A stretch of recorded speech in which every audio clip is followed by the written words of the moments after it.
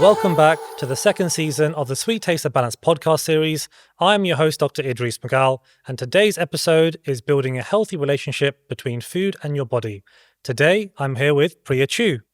And before we dive into the questions, it'll be good if we could just introduce yourself, what it is that you do, and then we can start talking about a balanced diet. Well, firstly, thank you very much for having me. My name is Priya and I'm an eating disorder specialist dietitian. I actually work in private practice, so I run Dietitian UK and I run the Recovery Tribe, and I work with people on a one-to-one basis or in group coaching, helping them heal their relationship with food, helping them to reframe their disordered eating thoughts, and hopefully helping them find full recovery. This nicely ties into what I first want to jump into, which is, what do you think is the importance of a balanced diet, and what do you think a balanced diet looks like? So controversially, lots of people have seen the plate model, won't they? I think it's taught in schools, it's in all of our guidance around healthy eating. That's not the form of healthy eating I actually teach. So I actually use the real food pyramid with people. And I love this model because we have got those 5 standard food groups that everybody knows about, our carbohydrates, our protein, our fruits, our vegetables, our dairy foods. They're all down the bottom. Eat recommended amounts of those. And I completely agree with that. But what I love about this particular model is then it adds in the fats and the oils and says that those are really important. And we want to be eating those every day as well and having those with our meals. On top of that, we've then got the fun foods. And I think this is what gets missed out of healthy eating. And people think that healthy eating in a balanced diet, we have to restrict those fun foods, those foods that bring us joy. And that includes things like the cakes and the crisps and the biscuits. So those, in my opinion, and in this model that I use, are actually include them in your diet. Put something in every day that brings you joy and pleasure. And then right at the top of the pyramid, we've got reduce filler and diet foods. Because quite often, some of those diet products can be pushing more nutritious foods out of your diet. So it's a slightly topsy-turvy way of thinking about healthy, balanced eating. But I love this thought around actually we need to have all of the foods in our diet, the foods that bring us joy and pleasure as well, rather than restricting and cutting things out. I like that a lot. Where would you put, when you mention the fats and the oils, where does that sit in the pyramid? So that's the second layer of the pyramid. Okay. And by those fats and oils, I'm meaning things like olive oil and nuts and seeds and avocado. So those are the heart-healthy forms of fat rather than butter, for example. And you mentioned a really potent message there, which was we need to include some of these fun foods that we talk about, right? Can I get your perspective as to why you say that we need to include them? Well, we know that for some people, by restricting them and cutting them out of their diet, actually leads to them craving them more, which can be a problem, can't it? If you end up cutting out the chocolate and then suddenly there's a bar of chocolate, you really, really want to dive into it. And I don't think there should be any problem with including these foods in our diet. It's all about balance and moderation. Yeah. So if you ask my eldest child, she had this thing one Christmas where she said, "Mummy, what's your catchphrase?" And I was washing up and I was like, "Oh, I don't know." And she said, "Mummy, I know what it is. All foods are good foods." And I think that's very much my motto when I'm working with people. All foods are good foods. It's actually not about saying this food is bad and you can't have it. That can lead to you craving it more, or it gives you this disordered relationship with food. Instead, it's thinking, how much of that food are we going to have and how often are you going to have it? So let's try and put everything on the table. Yeah, I love that messaging. And, it's something that I come across with, and I'm sure you do as well. We come across a different message online. And it's this notion that, certain foods are to be demonized and certain foods should be all that you think about or all that you have in your kitchen or all that you should be feeding your kids, right? And do you think that social media in general, or the media or headlines in general, are encouraging us to feel guilty about certain foods? And if so, how can we trust what type of content that we're seeing online? That's such a hard one. Do I think that foods are being demonized and that's being shown on social media? Yes, very much. And I think that's partially because social media has to be quite black and white. It needs to draw people in. And then we have the algorithm that then will keep on showing you more and more and more of that content. And we know from studies specifically on people with eating disorders that that is what happens for them on social media. Yeah. So yes, I think that's very much happening. How do we then know what to trust? Well, that's where it becomes really problematic, because we have got influencers and people who are perhaps maybe somewhere in the health world, but don't actually have a qualification in nutrition, who are then the ones who have massive followings and are giving out that nutrition advice. Yeah, that's a fantastic point. I think any kind of formal training in this area is going to be pretty important. And that's not just a baseless kind of appeal to authority fallacy, right? It's the notion that when you have a deeper understanding of a topic like nutrition, you then begin to understand the greater nuances surrounding why all foods can fit, right? That's not saying that they all fit in the same quantities or the same frequencies.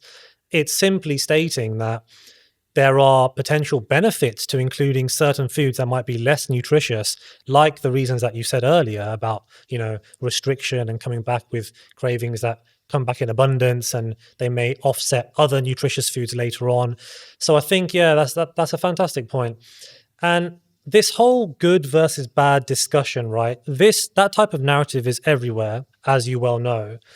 How can listeners reframe these kind of indulgences? For example, like, a slice of cake or something that would typically be classed as a naughty food or like a treat. Or treat, yeah.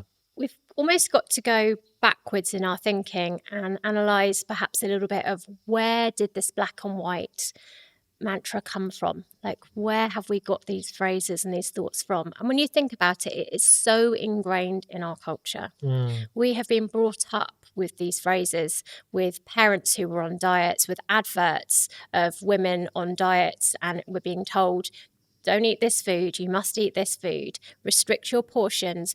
Looking a certain way is not considered to be healthy in our society. And that's wrong. We fundamentally have got a problem when we're saying that you have to be slim and you have to look like this to fit in, to be accepted, to have worth, to have value, and to have health.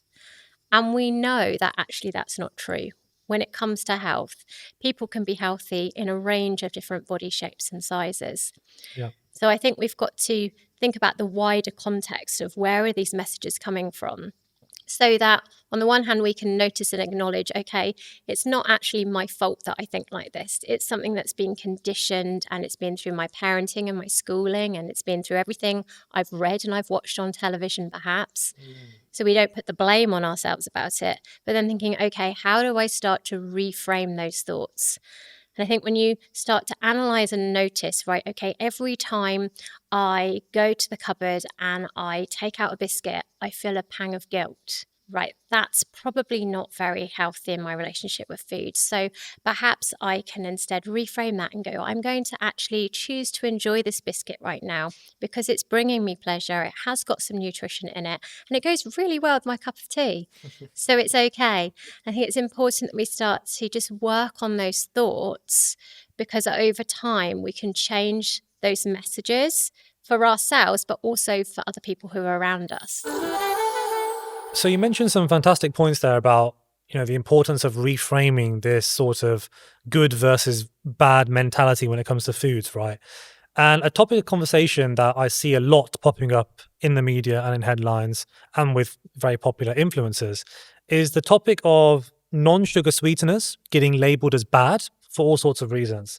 How do you go about framing, non-sugar sweeteners, and how do you approach them in intuitive eating?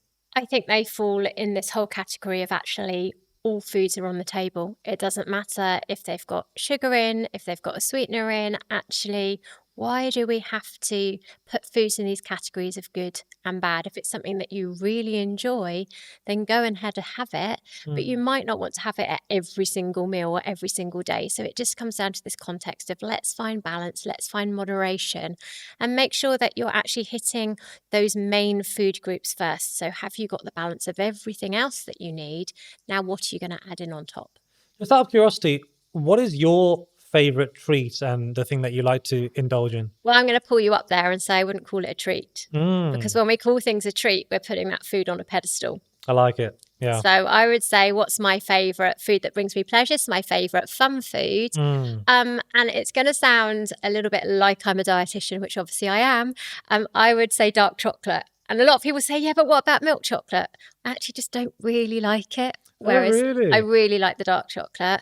And white wine would be one of mine, Mm. most definitely. A glass of white wine at the end of the week, and crisps. They have to come out as well, Oh, just for nice. that snack. So I think, again, things like that, they need to be in our diets. They bring something quite special that we're not always going to get from just eating raw carrots, as an example. Actually, I've also started, developing a taste for dark chocolate now, because I've covered recently some of the potential benefits of incorporating some dark chocolate. The evidence we have is actually pretty strong on that, and I've started buying like 70, 75, sometimes 80% dark chocolate with maybe some like hazelnuts inside, Yeah. and I'm really starting to like it.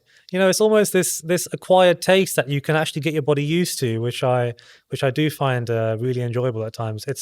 I would also call that one of my fun foods for sure. Excellent. We're in good company Yeah, then. for sure. And also low calorie jellies. I love low calorie jellies. So good. See, I'd put those up there as I'm not so sure, because they're one of those diet filler foods, but that's just from my clinical experience of working with people who eat too many of them.